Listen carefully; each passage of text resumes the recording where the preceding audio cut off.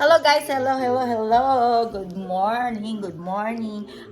Pupunta kami ng forest ni Tuyen. Maglalakad-lakad. Alam mo na, gusto namin pumayat. Tapos pag uwi na bahay, syempre, babanat ako. Syempre, bawal ang diet sa akin ito. Ito, kakain ako ng sardinas at hindi mawawala ang rice. Tingnan mo.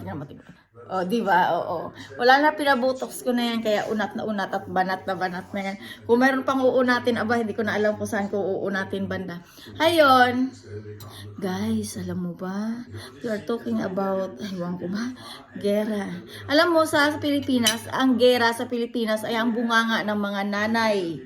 Kakasermon sa mga anak. Pero sa bahay, alam mo kasi, yung kapatid kong pangalawa sa bunso, ayun yung bungangera. Siya ang nagbratatatatat. Ay, yun yung, imbis na may nanay kami, yun yung pinakananay namin na wala sa ayos.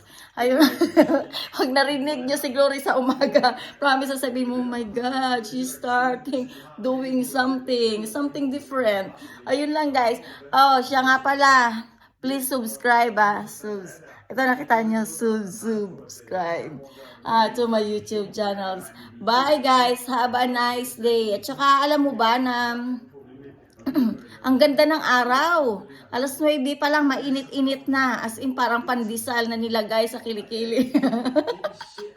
Mainit-init pag tinanggal. Ganon ang weather dito sa Denmark. Ang saya.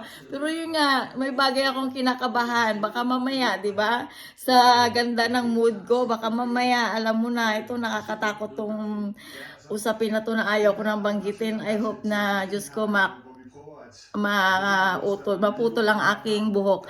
Ayun siya. Bye sa inyo at enjoy nyo ang buhay. Okay, enjoy ang buhay. Bye.